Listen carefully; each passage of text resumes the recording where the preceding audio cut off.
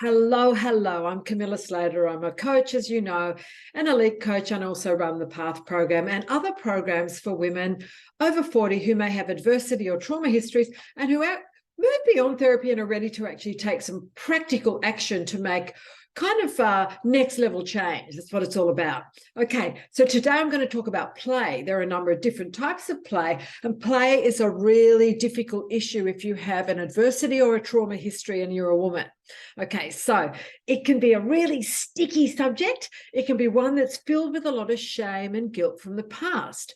Sometimes play was the kind of entry point into abusive scenarios, and that means that you've locked down in that area. So what I want to say to you when I coach you is that I want to work with these kind of notions of play and get you to loosen up a bit and unlock this stuff a little bit so that you feel kind of like play is your jam, and that you can get back into a kind of practical application of it that's going to make a real difference to how you function in life.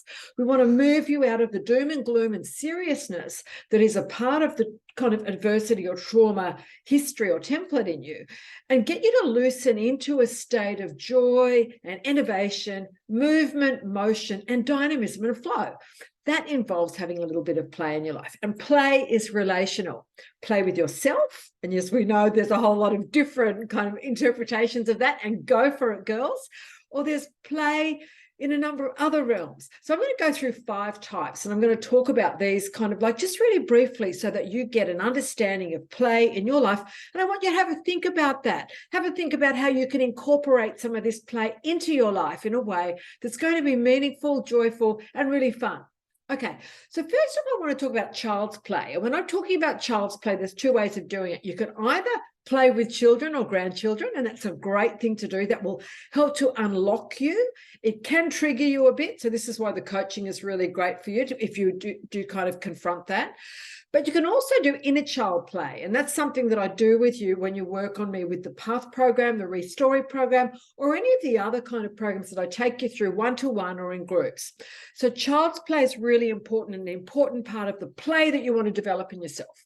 Another part of play is creative play. And this is a big favorite of mine because I have a creative background and I know the benefits of it. I know that this kind of play will really help you to heal and grow magnificently, and very, very good for accessing areas of your brain that might be quite stuck because of trauma or adversity. So we want to move you out of that. And creative play, using creative play in the sense it might be movement or dance, it could be drawing, it could be coloring in, it could be writing. Your creative pursuits will really help you. Now, you kind of need a structure to do that. That's where the coaching comes in again. So we want to get you into the habit of doing it regularly.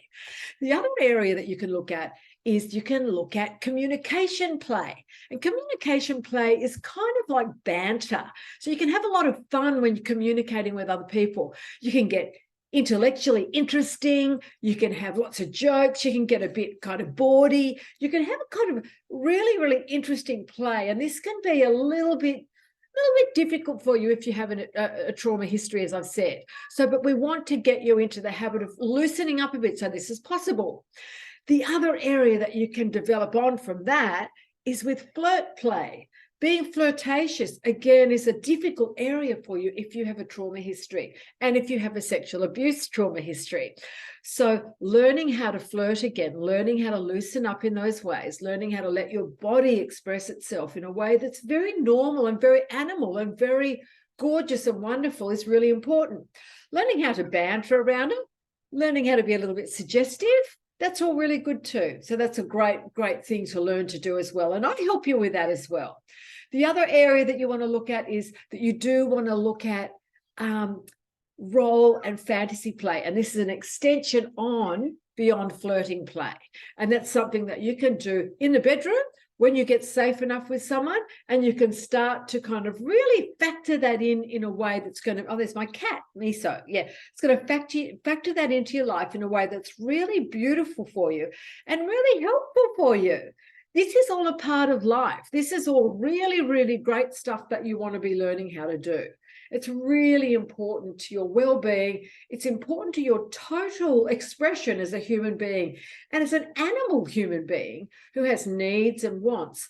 A lot of these needs and wants, a lot of these internal drives, a lot of these instincts, a lot of these ways of being and doing in the world have been fragmented or sealed off because of your trauma history. And we want to unlock that and get it all good and juicy and great and fun again. So on that note, I'm going to leave it there. The 5 types of play are child's play, creative play, communication play, flirting play, and role and fantasy play. Have fun, enjoy yourself. Lots of love. CamillaSlater.com. Sign up on the website. You can also follow us on social media. Follow us on YouTube as well. But go to CamillaSlater.com. Find out the resources there as well. Lots of love. And there's links in the YouTube site. Okay, bye for now. Have a great day.